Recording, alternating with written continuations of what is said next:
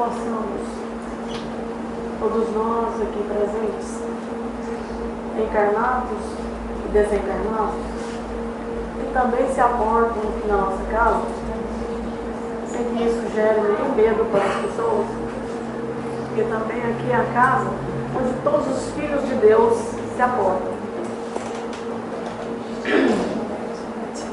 Nessa noite memorável, cheia, é um misto de alegria e de emoção, tocados pela singeleza da melodia, ao olhar de cada um de vocês. Essa noite, nós estamos comemorando 25 anos de fundação da nossa federativa. Mas temos também 150 anos de publicação desta obra,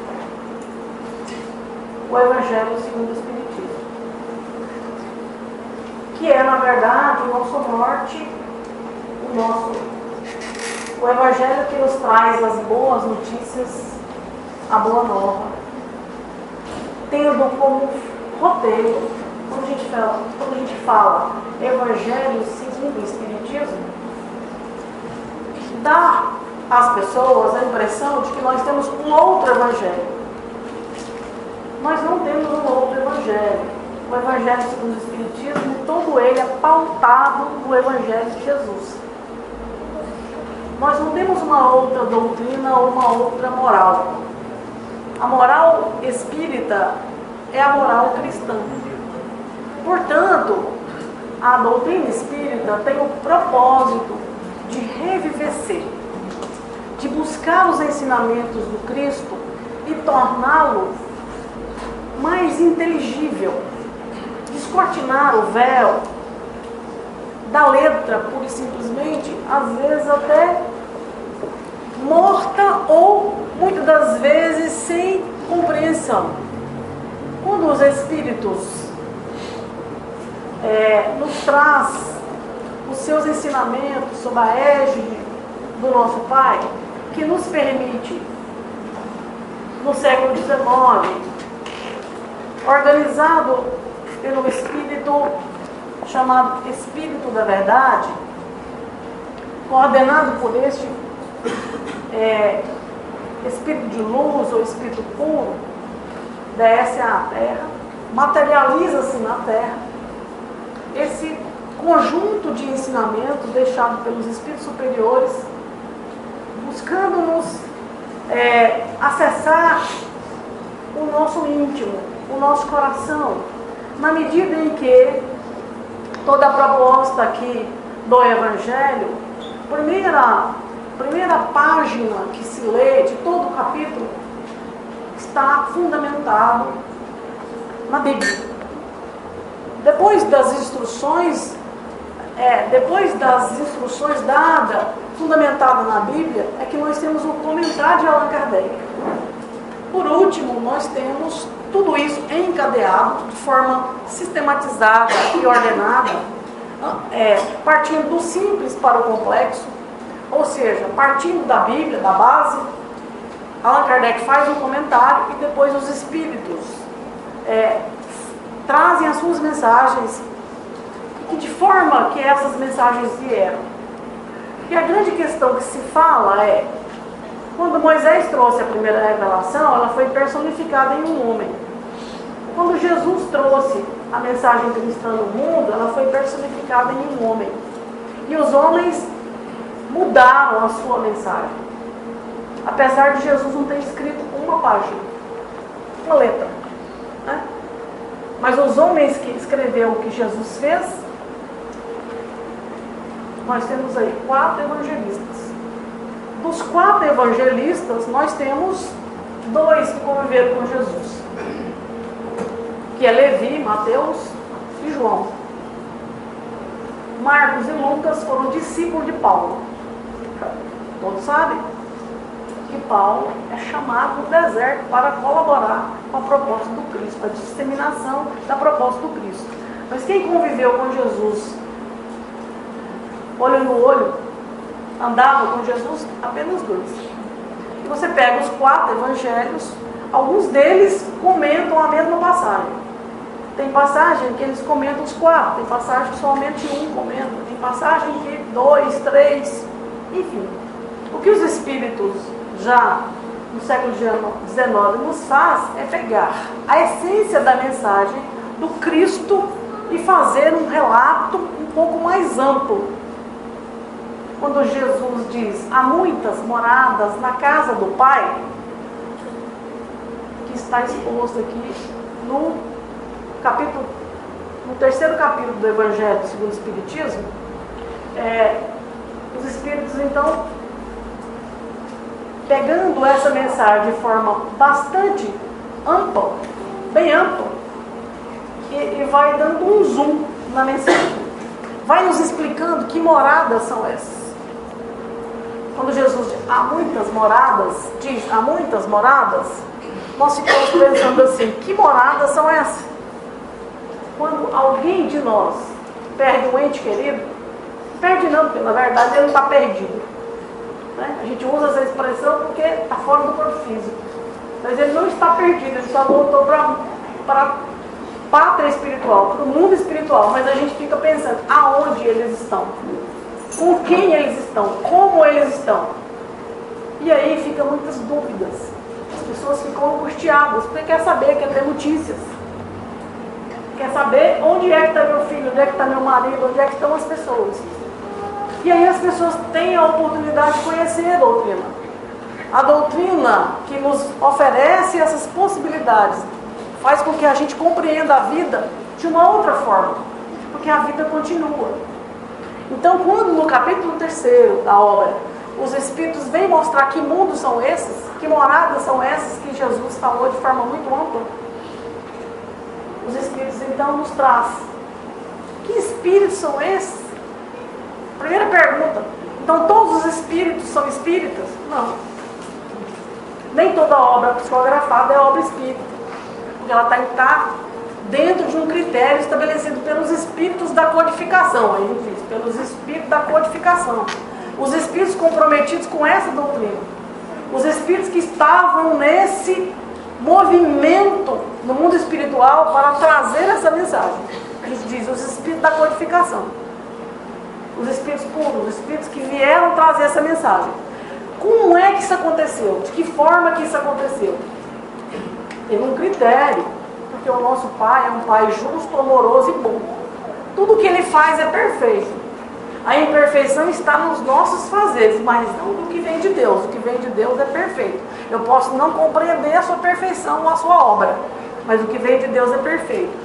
Então, para que a mensagem pudesse estar afinada com a proposta da doutrina, os Espíritos tinham que materializar a mensagem de forma das mais variadas formas, seja pela psicofonia, ou seja pela psicografia, seja pela fala, ou seja pela psicografia, que é a escrita.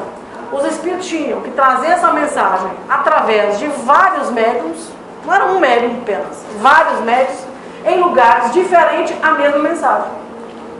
Para que a mensagem passasse pelo crivo da universalidade dos ensinos dos Espíritos.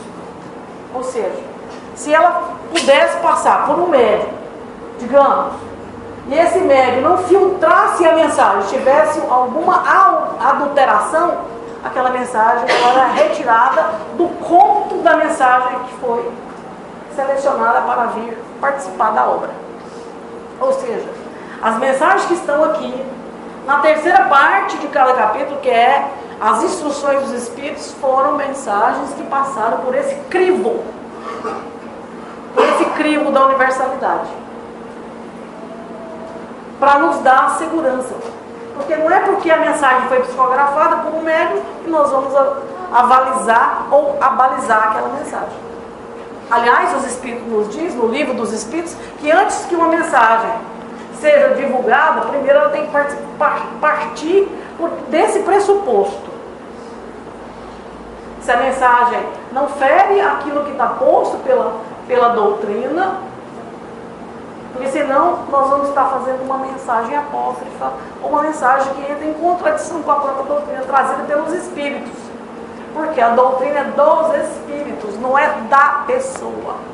Por isso que a doutrina não é doutrina kardecista, é doutrina espírita ou espiritismo. Quem é adepto dessa doutrina é quem? Os espíritas ou espiritistas. Então, que temos que estar afinado com essa proposta. Fora dessa proposta, fora desse conjunto de ensinamentos, não é espiritismo, é espiritualismo. Todas as grandes religiões que acreditam na vida após a morte é espiritualismo. Agora, dentro da concepção espiritualista, da filosofia espiritualista, existe os espíritas e um monte de outras doutrinas. Mas a doutrina espírita é a doutrina calcada, organizada por esse senhor chamado Allan Kardec, que não é nosso Deus. Não é, ele não substitui Jesus. Jesus é nosso irmão, assim como Kardec é nosso irmão. E o nosso pai é pai de Jesus, é pai nosso. Pai nosso. Pai de Allan Kardec também. Pai de todos nós. Sejamos nós encarnados ou desencarnados. É pai de todos. Não tem distinção nem de raça. Seja ela amarela, seja ela vermelha de pele, seja ela de pele preta ou pele branca, ou pele parda. Né? Inventaram até a pele parda. Então nós temos aí o quê? Nós temos aí esse conjunto de ensinamentos deixados pelos espíritos da codificação para nos nortear, para abalizar a nossa compreensão diante da vida, diante dos fatos. Esta obra, ela tem uma dupla feição: consolar e esclarecer. Ora, ela esclarece consolando, ora, ela consola esclarecendo. Então, a proposta da doutrina é nos dar entendimento, mas dá consolo. Mas dá consolo, mas dá entendimento. Não é crer pelo crer. É crer entendendo. É ter uma visão, ou seja, é ter uma fé raciocinada e não uma fé cega. A proposta da doutrina é nos libertarmos, porque isso nos ensinou o Mestre, Jesus. Conhecereis a verdade e ela vos liberta. Então a proposta desta obra é nos consolar esclarecendo. Vamos compreender aqui as nuances da dor no capítulo 5, no capítulo 11, no capítulo 15, no capítulo 13. São capítulos que vão abordar as expressões da caridade. Como é que nós nos relacionamos com as pessoas? De que forma como essa relação se estabelece? Vamos compreender quem é Deus, quem é Jesus, quem é Moisés. Quem são esses espíritos que estão aí dizendo coisas aqui que não ferem Jesus? Espiritismo sem Jesus não é espiritismo. É outra doutrina. Pode até as pessoas falar que é espiritismo, mas não é espiritismo na essência. Pode até estar um nome lá na parede, centro espírita, mas se a doutrina não estiver dentro da casa espírita, alinhada com a doutrina espírita, ele só tem um nome de centro espírita, mas a sua prática, a sua vivência não é espírita. Como é que a gente vai diferenciar? Pela sua prática. Conhece-se a árvore pelos frutos que dá. Então não basta estar escrito no frontispício do centro espírita, não. É preciso que a sua prática esteja alinhada. E aí eu preciso compreender a obra, eu preciso conhecer a doutrina para também fazer essas distinções. Porque o Cristo já nos disse que vai crescer, para e passo, do lado, o joio e o trigo. Eu que tenho que saber diferenciar o joio do trigo. Então é preciso que eu compreenda isso. Mas eu preciso buscar. Por isso que a gente diz que o Espírito de Verdade nos diz assim, ó: Espírita, amai-vos, mas instruí-vos. Porque o próprio Espírito de João, o evangelista, diz: nem todo Espírito é de Deus. Então nós temos que verificar se as mensagens que são ditas aí, mensagens psicografadas, vamos analisar primeiro, antes de aceitar. Vamos ver se essa mensagem não está em confronto com as orientações dadas na doutrina, não é falta de fé. Isso não é falta de fé. Fé só pode ser considerada fé raciocinada aquela que encara a razão face a face em todas as épocas da humanidade. Se alguém em algum momento dizer assim, mas você falta fé, a mensagem chegou para você. A mensagem da sua mãe, do seu pai, do seu filho. Peraí. É da minha mãe, do meu pai, do meu filho? Então, peraí, deixa eu analisar. Porque eu conheço minha mãe, a não ser que você não conheça. Eu conheço meu pai. Vamos analisar racionalmente. Para ter fé cega? Não, para ter fé raciocinada. Esse conjunto de ensinamentos, do capítulo 1 ao capítulo 28, nos dá essa visão. Se eu me dispor a abrir meu coração para compreender, para entender a obra, sem paixão, mas aberto para aprender. Assim, esta obra, que tem aí 150 anos de publicação no mundo, porque a primeira publicação foi na França, em Paris. A partir da sua terceira edição, ela já tem, até hoje, a sua edição completa. Então o Evangelho, segundo o Espiritismo, ou seja, uma visão espírita do Evangelho, não é um Evangelho criado à parte, é um Evangelho baseado, é a interpretação dos Evangelhos aqui, fundamentada assim na Bíblia. Só fala quem não é, quem não conhece. Agora eu só posso falar do que eu conheço. Então muita gente fala do que não sabe, muita gente fala do que não conhece. Então o primeiro desafio que nós fazemos às pessoas é conhecer a obra. Conheça a obra. Leia o Evangelho, para ver se ele fere o que Jesus nos ensina. Essa é a proposta também desta casa. Esta casa é chamada Federação Espírita do Estado do Tocantins, fundada no dia 8 de abril de 1989, em Iracema, na cidade de Iracema, por ocasião era a capital provisória do estado do Tocantins, do então norte goiano. Viemos para cá ajudar a fundar a federação. Estávamos lá em Iracema, ombreados com muitos trabalhadores.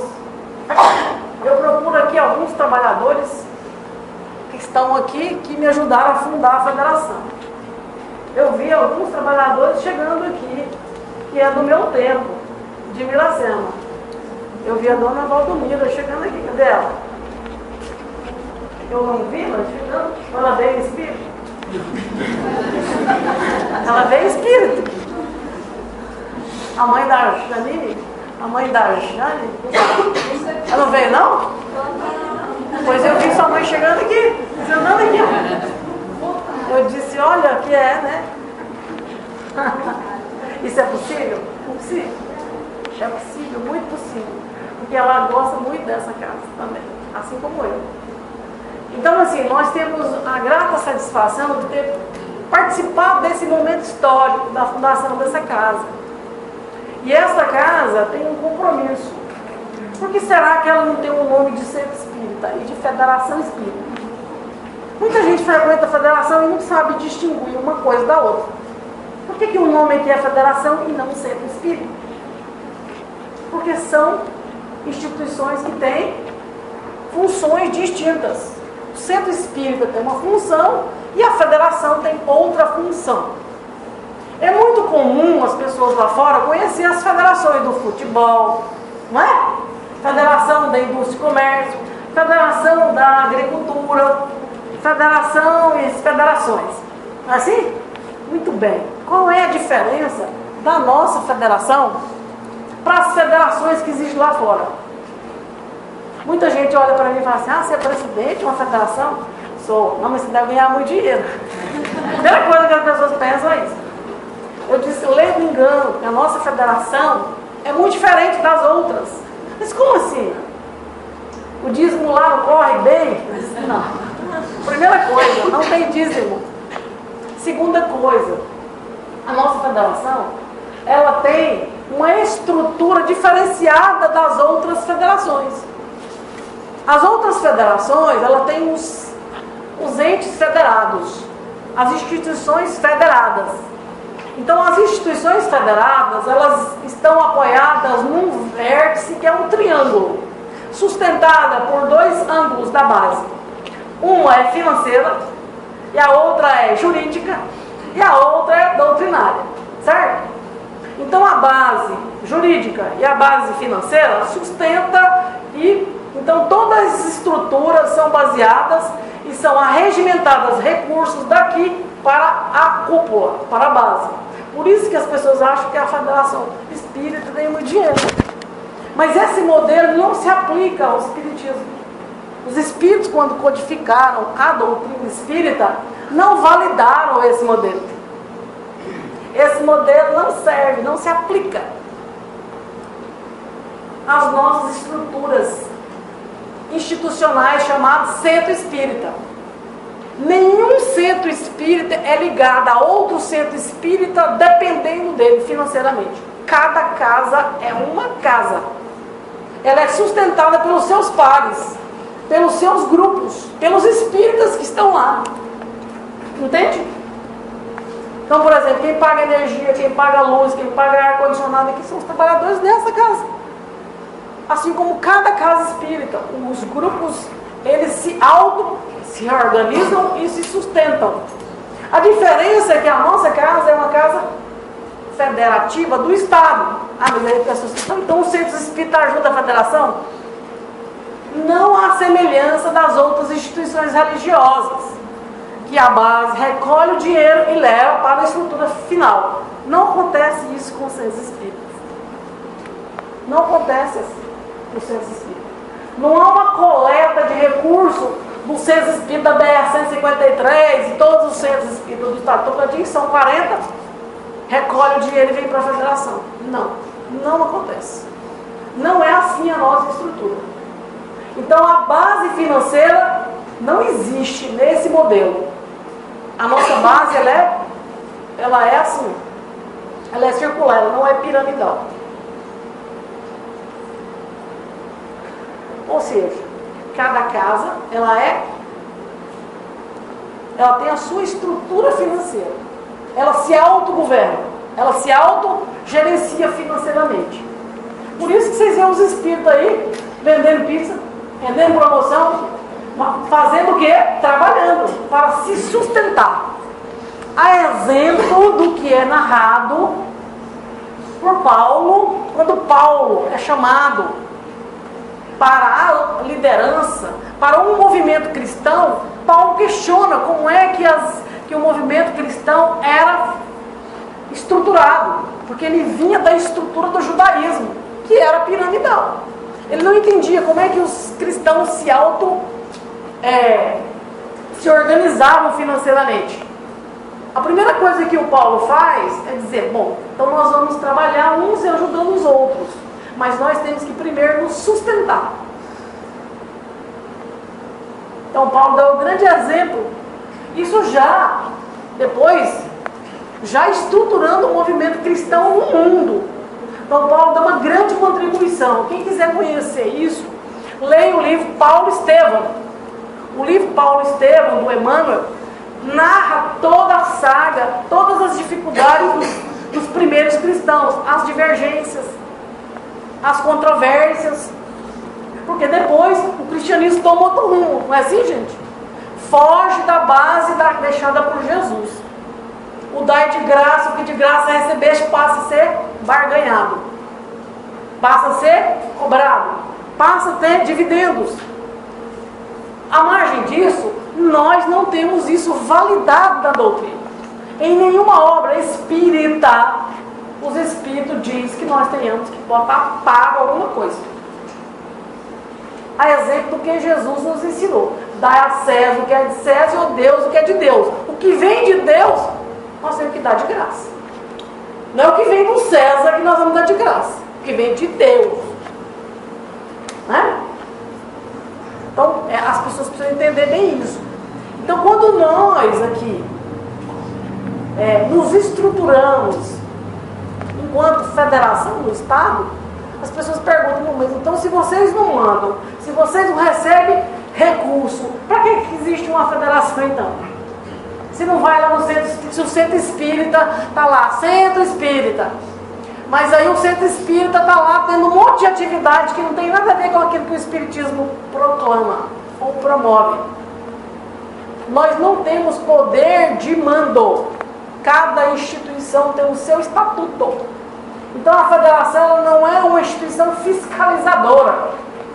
A lei não pode chegar em qualquer centro espírita e falar assim, ó, muda isso, muda aquilo. Não pode. Nós temos um estatuto próprio e cada casa espírita tem o seu estatuto.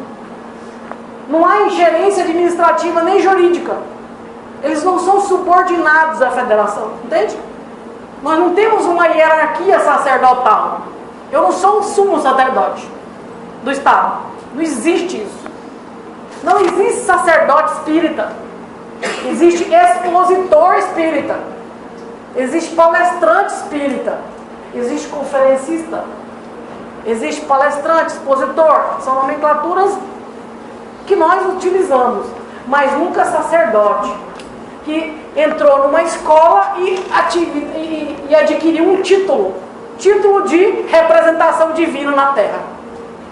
Essa representação não nos é otorgada pelos espíritos da codificação. Nenhum espírito em sã consciência, a não ser que ele esteja muito obsediado.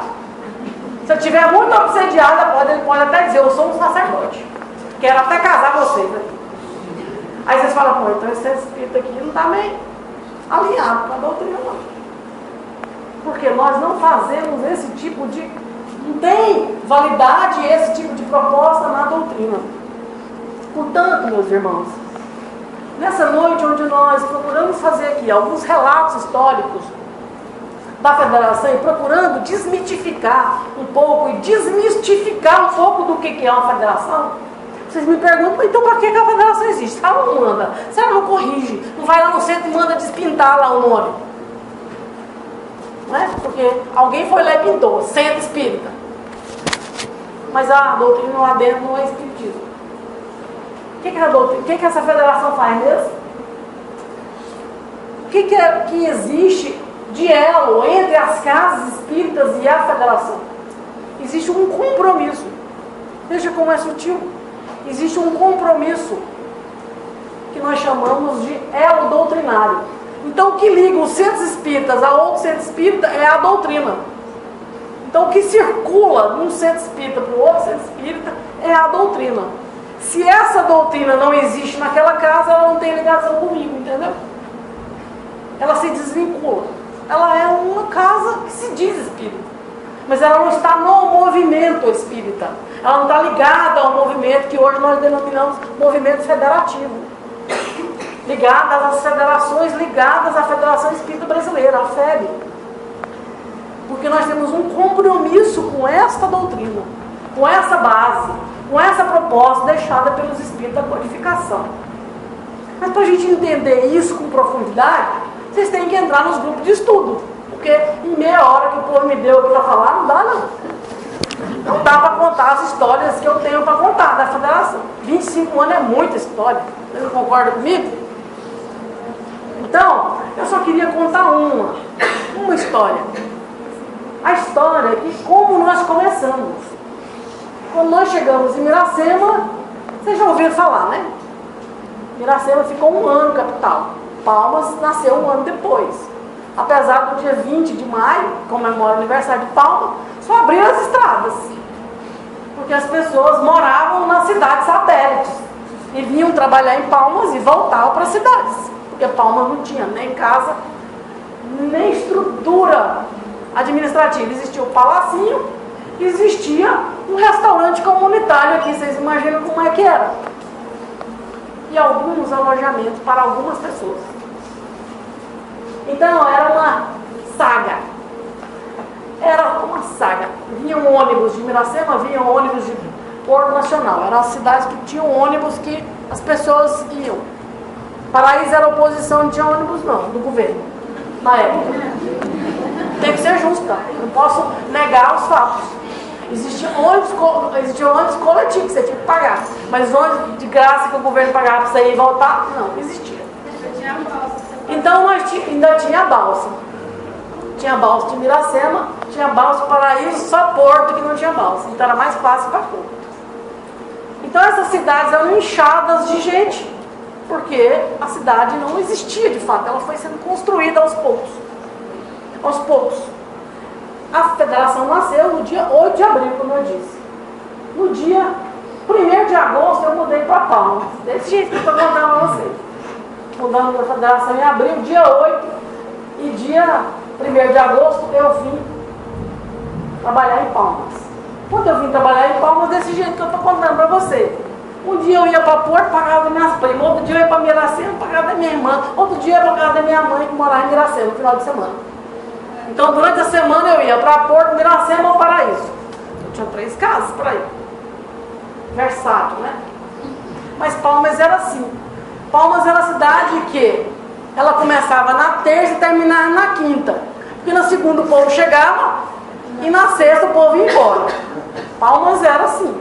Ela funcionava com sua plenitude assim. Porque as pessoas iam e vinham o tempo todo. Tanto é que a reunião pública é na quinta. Para garantir que o povo já chegou na cidade. Para a gente poder ter gente aqui. Porque eles só iam embora na sexta. O que a gente fez? Vamos reunir os espíritas. Como? Aonde? Existia o Palacinho e existia a prefeitura. Esqueci de falar, a prefeitura existia. Lá no Paço Municipal, que era lá. Então nós fomos na prefeitura porque nós descobrimos que lá tinha um espírita. Que era genro do prefeito. Na época, nós fomos procurar ele para ajudar a gente a agrupar os espíritas. Conhecemos alguns espíritas, combinamos o dia. Que dia? Quinta-feira. Quinta-feira, muito bem. Então, quinta-feira, às 20 horas. Vamos nos reunir aonde? Na prefeitura. Que lugar disponível? Câmara dos Vereadores. Que já tinha cadeira e mesa. Pelo menos a gente imaginava que elas ficavam limpas todo dia. Era mais fácil, né? Quando nós iniciamos as atividades de estudo lá. Estudo e paz. Estudo e paz. Nós dávamos passo nas pessoas, sim, porque chegavam gente lá, gente. Imagina como chegavam as pessoas lá. Como diz numa linguagem bem popular, vou usar muito essa expressão, porque eu escuto ela muito. As pessoas chegavam lá espreitadas. Nós tivemos um caso que nós acompanhamos até a pessoa, o espírito obsessor, reencarnar como filho. Reencarnar como filho. Vocês imaginam, ela chegava lá amarrada, segurada. Segurada, eu não posso mentir sozinha. Não, mentir não, eu posso contar a história, eu não estou mentindo. A dona Nelci não está aqui, né? Está aqui. Ah, eu falei que eu vi alguém. A dona Nelci está aqui. Nelci e eu ajudamos. Dona Delfina também era nesse tempo. Ajudamos a atender essa menina que chegava lá, segurada, amarrada pelo marido. E nós dizíamos: solta ela aqui. Segura ela até chegar aqui onde a gente está. E a gente ia fazer o trabalho espírita, né? Conversar com os espíritos. Então, quando nós reunimos ali naquele espaço que era chamada Câmara Municipal, todo espírita é às vezes um pouco displicente. Naquela época, então, imagina, a gente chegava sem tomar banho, porque andava tempo em casa, voltava para tomar banho. Pensa o calor de Palmas. Maravilhoso. Então a poeira de Palmas era tão alta que dos prédios você via Palmas de longe. Estava saindo de Palmas, Miracema ou Palmas, você já conseguia ver o cenário de Palmas. Ele era coberto por uma poeira.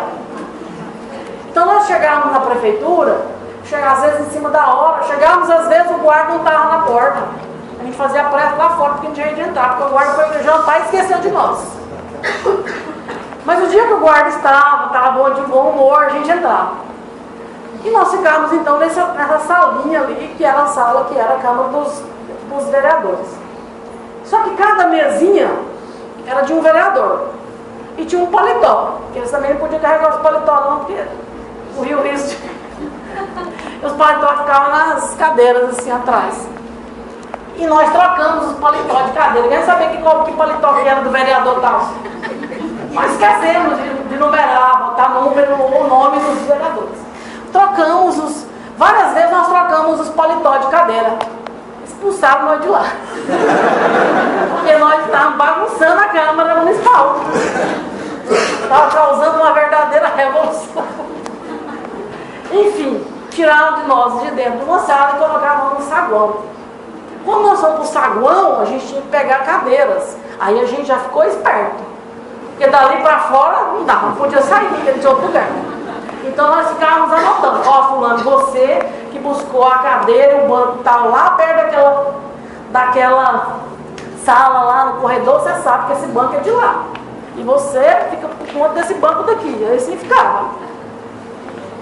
Até a gente conseguir este espaço aqui, começar a construir. Foi assim, nós ficamos um tempo grande lá na prefeitura, fazendo reuniões, agrupando os espíritas que estavam aqui na capital. E as pessoas necessitadas que nos procuravam. Conhecemos algumas. Então, assim, tivemos assim momentos que nós tivemos que dar o testemunho mesmo. Ou acreditava que os espíritos estavam ali conosco, ou então desistia de ser espírita, porque ou era a hora do testemunho, era falar assim, solta a mulher aí que nós vamos morar aqui. E nós orávamos e ela melhorava. Tanto é que essa senhora ficou grávida e a equipe acompanhou ela até no momento dela ganhar o neném no hospital. Dona Nelcia é desse grupo. Não é, Nelcia? É verdade, Nelcia? É verdade, não é? Saindo daqui, ela passou em casa, ele gritou, meu filho, dois no hospital, pode tranquilo, não, meu irmão vai banhar essa turma. E vamos para o hospital. Não, viemos aqui para fazer a prece. Ficar em prece. Para o neném nascer. Para o obsessor nascer. O obsessor. Para garantir que o obsessor nascesse. Bem, pouco, né? Por quê? Porque essa é a melhor estratégia. Vocês encontraram um obsessor na vida, peça para ele reencarnar, que é a melhor estratégia. Peça a Deus, peça os espíritos para ele reencarnar. Difícil é quando ele vem como nora, como gêmeo. Essa é a aprovação mais difícil. Vem como filho, eu acho que é mais fácil. Vem como filho, eu acho mais fácil. Porque como filha, você tem que desarmar e amar mesmo, né? Porque fisicamente a mulher muda. Ela cria todo um mecanismo para amar. O nosso organismo cria um mecanismo para amar os filhos. É da nossa constituição. Então o genro e a nora, gente, é a bênção divina, é a aprovação mesmo. É o karma. Então, eu brinco assim, mas eu penso que nós tivemos esse momento histórico da Federação Tocantins e temos a alegria de receber vocês hoje, né, numa sala climatizada, aqui, podendo trocar saberes aqui na nossa casa. E como foi a primeira casa espírita da capital, por isso que ela tem atividade de centro espírita. E as pessoas falam assim, a federação tem que crescer muito. Não, a federação tem que multiplicar o centro espírita na capital. Tem que multiplicar o centro espírita para a gente poder não ser uma casa do centro, entende? Mas ser uma casa que fomenta a doutrina espírita nas casas. Porque a função desta casa, enquanto federação, é fazer esse elo com os centros espíritas através de quê? De reuniões, de cursos, seminários, congressos, fazendo com que o movimento espírita se una, mas que a nossa prática seja espírita dentro das nossas casas. Essa é a grande discussão e essa é a grande função desta casa. Promover espaço de discussão, cursos, seminários, palestras, e inclusive este ano a Federação estará promovendo o seu Congresso Espírita Estadual, o seu Congresso Espírita do Tocantins, no mês de setembro. Já está confirmado a vinda no nosso estado de Divaldo Pereira Franco. Divaldo já confirmou. Quem está confirmado também para vir no nosso congresso é a dona Sueli Caldas Schubert. Dona Sueli é aquela senhora que escreveu sobre a vida do Divaldo. ela tem várias obras sobre a vida dele. Então nós vamos ver 2 grandes expoentes espíritas no nosso estado esse ano. Bom, para encerrar, porque o povo já está lá me obsediando. Eu digo, já estou terminando. Então, nessa noite calorosa, amorosa, onde nós, assim, envelhecidos com essa melodia carinhosa que essa garotada, essa moçada nos deu aqui no início da nossa reunião, queremos agradecer, né? Para finalizar, lembrando que Jesus nos disse: brilhe a vossa luz. Permita que, nesse espaço onde nós viemos buscar, seja uma mensagem consoladora, seja o esclarecimento, seja o passe, porque eu não estou sentindo bem, qualquer motivo você vem à casa espírita, permita, nesse espaço, fazer essa conexão consigo mesmo, não com o outro. Porque quando a gente pensa no outro, a gente esquece de si. Fazendo um mergulho interior, pedindo a Deus força, coragem para você se tornar um verdadeiro espírita cristão, ou um cristão. Não precisa ser espírita, não, porque também a gente não tem aqui o propósito de converter ninguém, não. Tá? Então quem vem aqui pela primeira vez, não fiquem com medo. Não vai acontecer nada depois daqui. Nós vamos fazer uma prece agora. A gente até está evitando de diminuir a luz, para as pessoas poderem ficar mais à vontade, porque as pessoas que chegam aqui pela primeira vez, quando começa a escurecer a luz, o povo fica, vai começar. Vai começar a prece. Vai começar a prece. Vai começar a prece. Que é a prece? Uma oração. Que nós vamos convidar o nosso irmão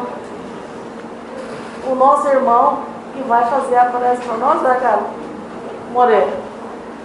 Para a gente poder, e aí, como é um dia especial, a gente vai fazer uma prece, vai pedir para todo mundo relaxar pela condução dele, né? Hoje nós vamos fazer um jeito diferente para vocês, para mostrar que também é possível fazer. Não precisa fazer só do mesmo jeito, só do mesmo jeitinho, parecendo um ritual, né? Então a gente está quebrando alguns paradigmas aqui também na federação. São coisas de goiano, né? Goiano que eu adoro escurecer o ambiente. Parece que está querendo ir para o mundo espiritual. Então vamos deixar essa luz que está dentro de nós brilhar, sair para o encontro do outro. Obrigada.